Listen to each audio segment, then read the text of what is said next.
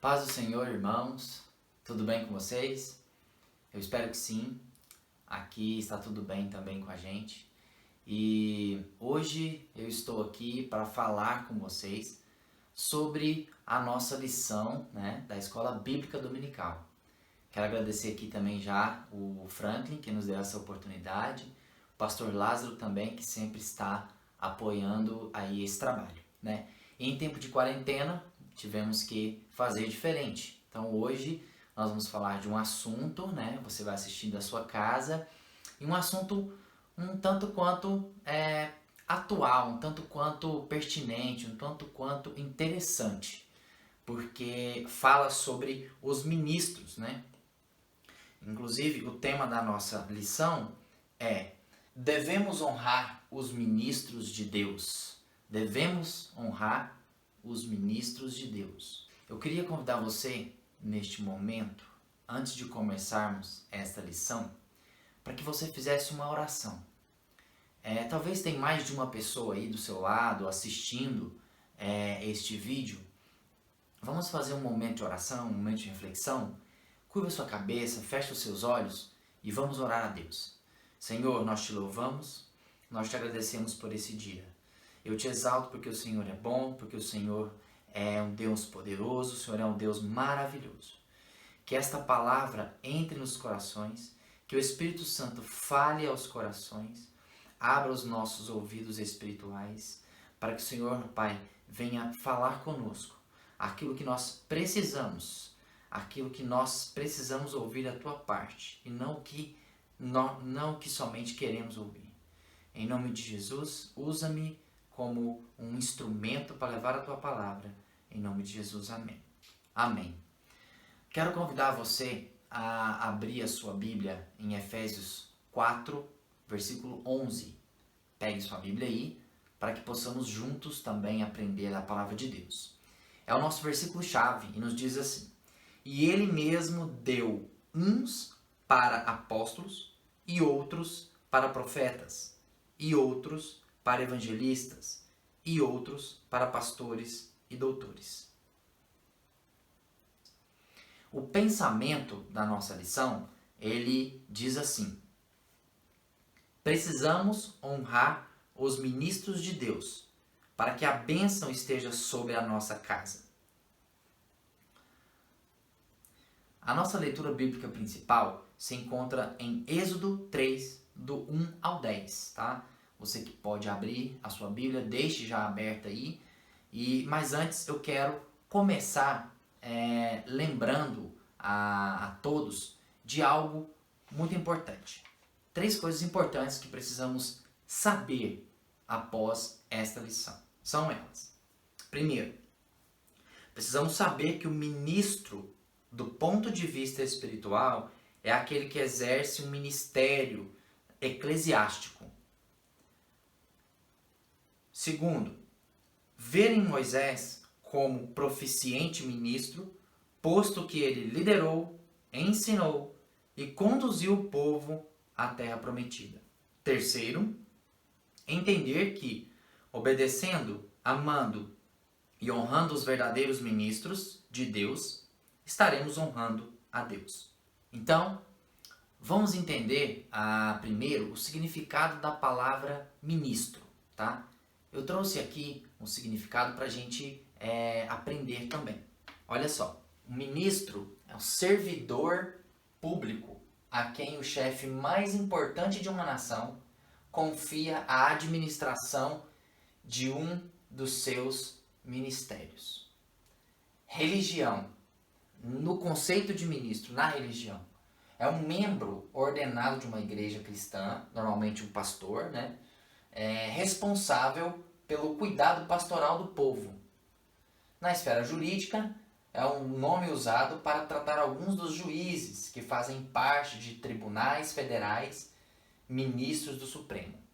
Então, se observarmos, estamos rodeados de ministros, Temos aí vereadores, prefeito, governador, presidente, ministro da economia, ministro da saúde, E estamos sempre, né, sujeitando, obedecendo, ouvindo esses ministros. Da mesma forma, nós temos ministros na nossa igreja, né? Liturgicamente falando, na igreja visível, nós temos, né, o nosso pastor, nós temos evangelistas, nós temos presbíteros, nós temos diáconos, nós temos missionários, temos pastor-presidente, nós temos ministros da palavra de Deus, né? E hoje, em específico, vamos falar desses ministros que pregam, ensinam, organizam as atividades litúrgicas, ministram louvores, né? E na maioria das vezes essas pessoas são consideradas por nós como pessoas da mais alta importância, tá? E eu quero deixar bem claro aqui, todos nós sabemos, que o mais importante, o nosso sumo sacerdote é Jesus, né? Mas hoje aprenderemos que devemos honra sim a esses ministros, mas primeiramente a Deus, né? E depois honrar os ministros, né? Os líderes que Ele colocou para nos guiar, para nos liderar. Dito isto, vamos entender aqui dois tipos de honra: a honra merecida e a honra imerecida, tá? Na honra merecida, o que nós temos? Nós temos verdadeiros ministros que foram escolhidos cuidadosamente por Deus e exercem o seu chamado de forma perseverante. Não medem esforços para levar a palavra de Deus. Não medem obstáculos, né? Não olham para os obstáculos para levar a palavra de Deus, né? Os que cumprem o verdadeiro ide, né? Se observarmos lá em Marcos, eu vou colocar para vocês aí, Marcos 16, 15. E disse-lhes: ide por todo o mundo, pregai o evangelho a toda criatura. Então, a honra merecida, ela deve ser, né, prestada, ela deve ser exercida, deve ser concedida aos ministros, aos verdadeiros ministros de Deus. Aqueles que foram minuciosamente escolhidos por Deus. Porque o ministro não está lá onde ele está por acaso. Deus trabalha com as pessoas. É lógico que os ministros são humanos, podem ter falhas, mas Deus os escolheu para estarem ali. Não há ninguém perfeito, mas existem pessoas com as características que Deus precisa para fazer e exercer o chamado que Ele tem para executar na vida dessas pessoas. Assim como foram com diversos personagens bíblicos que conhecemos. Então, a honra deve ser sim a esses ministros que levam a palavra de Deus, que direcionam o povo, que ensina, lembrando sempre, pautados na palavra de Deus e amando a Deus acima de todas as coisas. Em segundo, temos a honra imerecida. O que é essa honra imerecida? Logicamente, é uma honra que não deve ser dada aos falsos ministros, né? Os falsos ministros que não passaram pelo crivo de Deus e preferem trabalhar numa perspectiva mercantilista. Infelizmente, temos pessoas assim, que comercializam a fé e intitularizam de ministros de Deus. O que não é verdade, né? O que é uma corrupção. E essa honra imerecida, né? De fato, eles não merecem. Porque não estão honrando a Deus em primeiro lugar. Mas é claro que nós não estamos aqui, em nenhum momento, para julgar. Mas sim discernir. A própria Bíblia nos ensina e nos alertou sobre esses ministros. Vamos ler? Lá em 2 Pedro 2, do 1 ao 3. Olha só. E também houve entre o povo falsos profetas, como entre vós haverá também falsos doutores, que introduzirão encobertamente heresias e perdição, e negarão o Senhor que os resgatou, trazendo sobre si mesmo repentina perdição.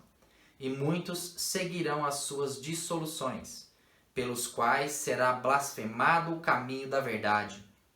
E por avareza farão de vós negócio com palavras fingidas, sobre as quais já de largo tempo não será tardia a sentença, e a sua perdição não dormita.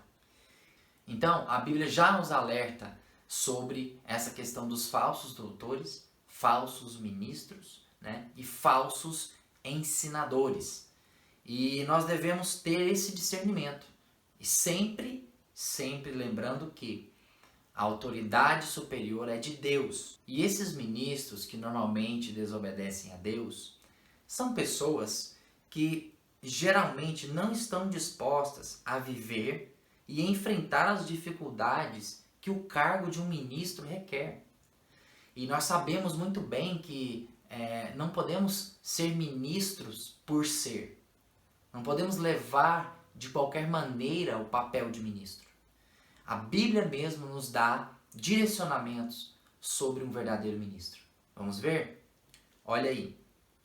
Convém, pois, que o bispo seja irrepreensível, marido de uma mulher, vigilante, sóbrio, honesto, hospitaleiro, apto para ensinar, não dado ao vinho, não espancador, não cobiçoso de torpe ganância, mas moderado, não contencioso, não avarento.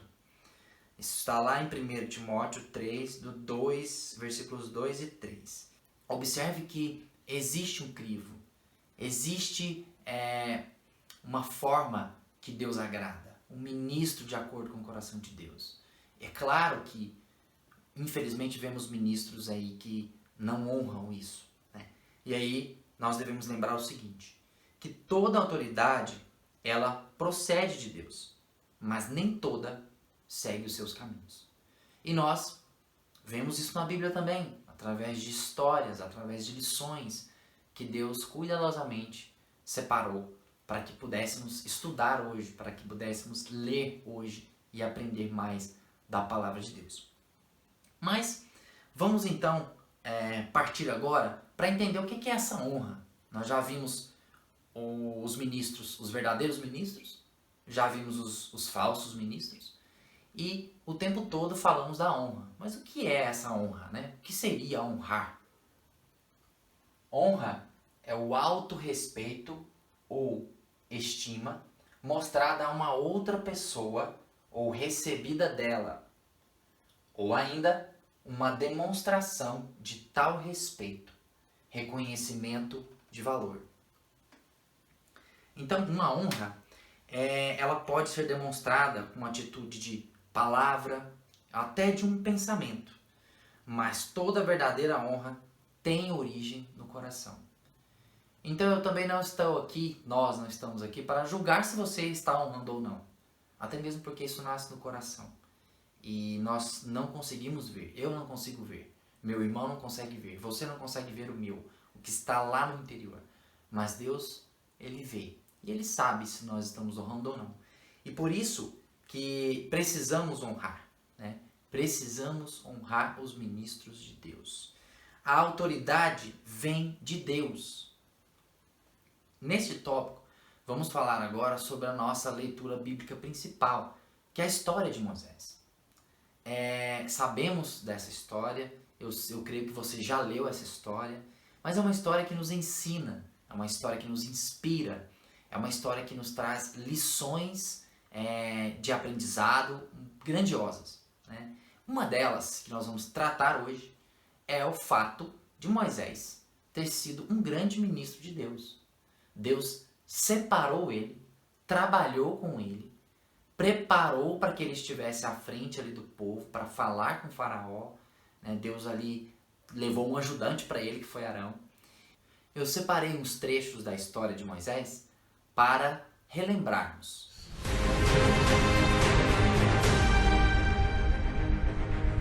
O hebraico Moshe, que significa literalmente aquele que foi tirado, fazendo uma alusão ao fato de ele ter sido retirado do Nilo e então ser criado pela filha do faraó.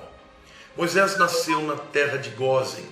A terra de Gósen fica no Baixo Egito.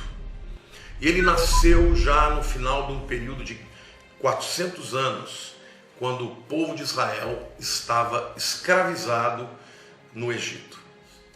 Então, a mãe de Moisés, temendo o decreto do rei, simplesmente coloca o seu filho dentro de um cesto de vime e coloca no rio Nilo. De repente, uma das servas da filha de Faraó, que se banhava no rio Nilo, viu aquele cesto, ouviu o choro, e quando lá chegou havia aquela criança linda. Então a criação de Moisés, ela foi muito interessante, porque tendo sido criado no Egito, Moisés teve acesso a toda a educação de primeiro mundo que havia no Egito. E Moisés, ao aprender a escrever e a ler, ele pôde se tornar aquele homem que Deus usou no futuro para escrever a Torá, os primeiros 5 livros do Velho Testamento, também chamado de os livros da lei. Então Moisés aprendeu sobre muitas coisas, foi criado como um príncipe, aprendeu sobre táticas de guerra, aprendeu a liderar, e tudo isso foi necessário para que quando Deus o chamasse para ser o libertador, ele tinha que ser um homem preparado. Mas um dia, Moisés acaba presenciando uma morte de um hebreu por um egípcio. E ele fica muito indignado e vai e mata o egípcio. E temendo ser descoberto pelo faraó, Moisés foge e vai para o deserto. Nesta época, ele tinha 40 anos. E ali começa um longo período na vida de Moisés, de 40 anos, onde ele perdeu todas as regalias e onde ele teve que aprender com Deus no deserto, na escassez. E ali então ele se tornou um homem completamente diferente, um pastor de ovelhas, um homem simples. Ali ele se casou, fez família, e quando ele achou que nada mais iria acontecer na sua vida, quando ele tinha 80 anos de vida, um dia subindo o monte Sinai, talvez para buscar algumas das suas cabras que teriam subido ao monte, ele ouve. E naquele momento Deus se revela a Moisés. Ele diz: Moisés, eu sou o Deus de Abraão, de Isaac, de Jacó, dos seus antepassados. E eu estou te chamando agora, porque você vai voltar para o Egito para libertar o meu povo. E Moisés começa ali um diálogo, dizendo: eu voltar para o Egito? Chamar outro. Eu não sou preparado, eu sou gago. E Deus então, pela primeira vez, revela a alguém na Bíblia que ele é o Deus chamado Yahweh. Eu sou o que sou, eu sou o que serei. E depois de muito dialogar com Deus, Moisés, com 80 anos de idade, começa uma nova fase na sua carreira, na sua vida, que tem a ver com a missão de ser um libertador. Então, ao final de 10 pragas, Deus manda, na 10ª praga, Deus manda que Moisés prepare o povo, porque a hora da saída do êxodo havia chegado. E vocês conhecem a história, sabem que Moisés obedeceu e todos os primogênitos de Israel foram preservados, enquanto os dos egípcios foram mortos, inclusive do filho de Faraó. Então, por conta deste poder manifesto, extraordinário de Deus, Faraó disse para Moisés: vai embora, leve o seu povo, porque eu não quero mais ver vocês diante da minha face. E a história nos mostra que o poder de Deus foi manifesto de uma maneira extraordinária. E ali o mar se abriu e o povo de Israel passou a pés enxutos.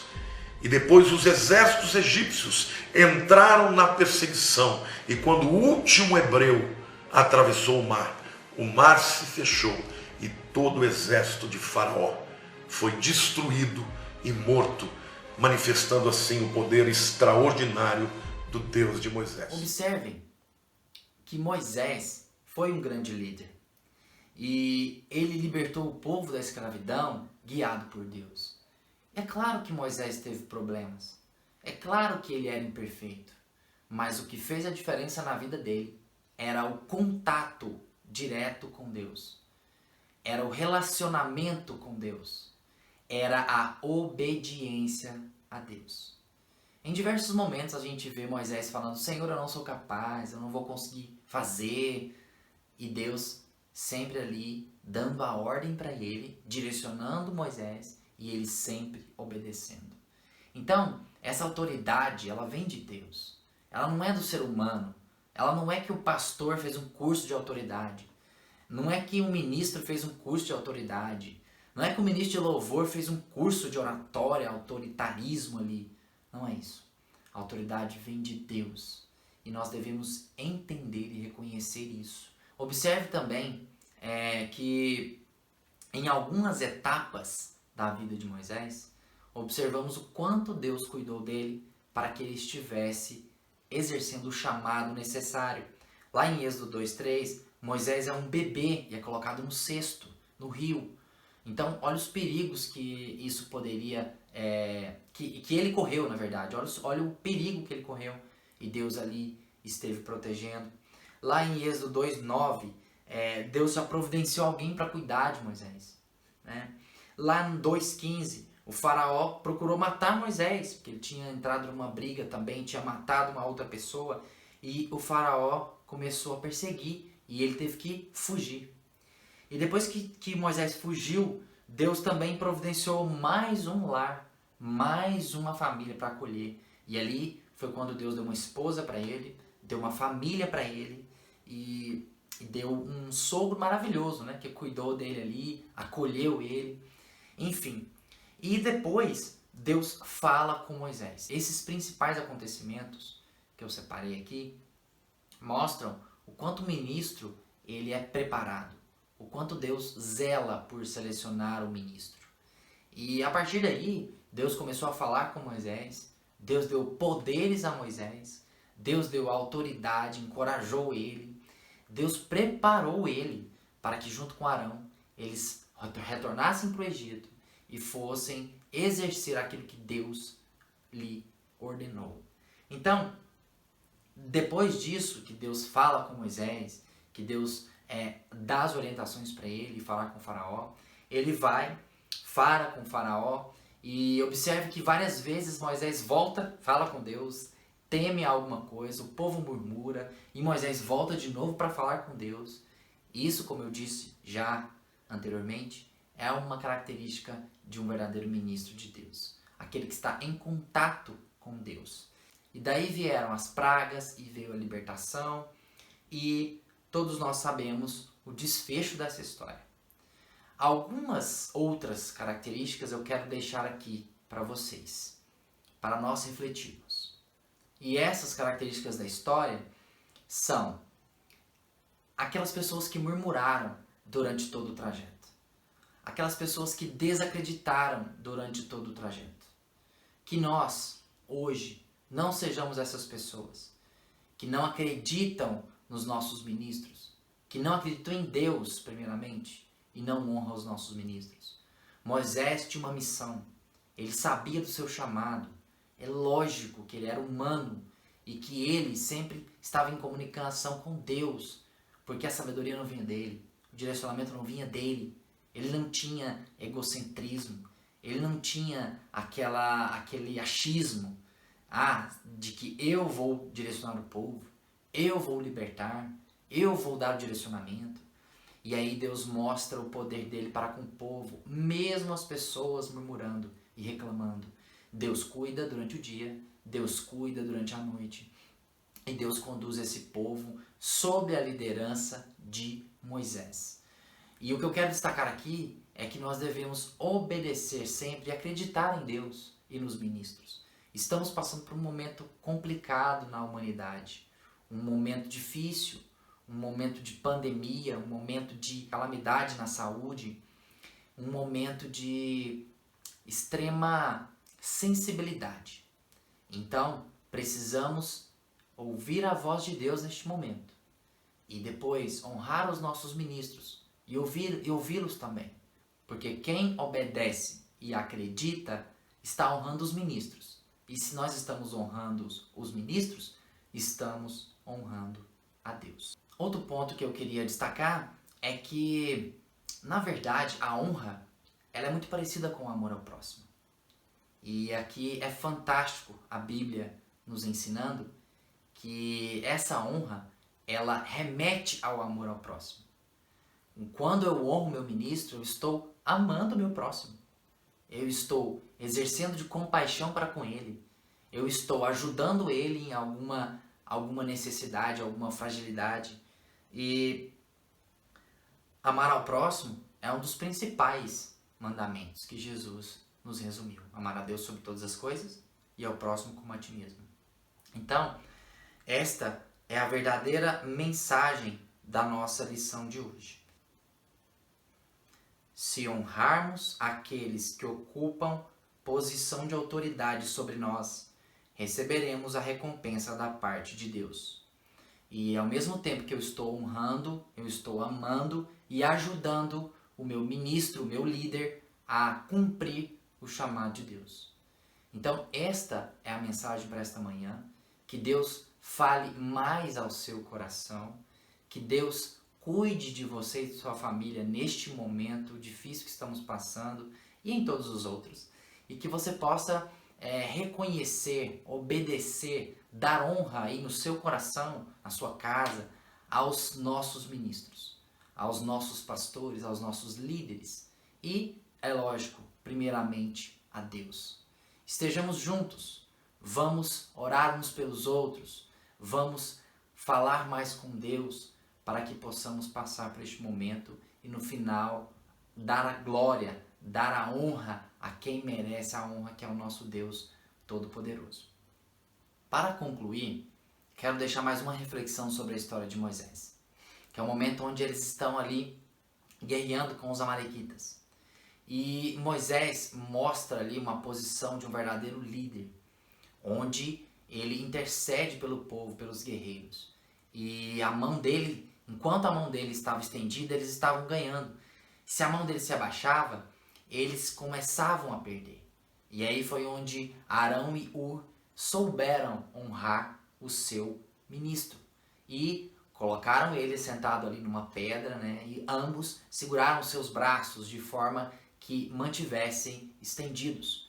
E ali eles puderam ajudar naquele momento, né? Em um ato de fé, para que pudessem vencer a batalha. Então, eu quero hoje desafiar você. Apoie o seu líder, ajude o seu líder. Existem N maneiras de ajudar o seu líder, de honrar o seu ministro, né? Comece honrando a Deus. E eu quero também colocar um outro desafio para você ler a história, reler a história de Moisés. Vá lá em Êxodo, leia a história de Moisés. Eu vou também deixar aqui no final do vídeo, no link, para a história de Moisés, dos vídeos que eu mostrei. E eu deixo esse desafio para você. Deus te abençoe e até a próxima.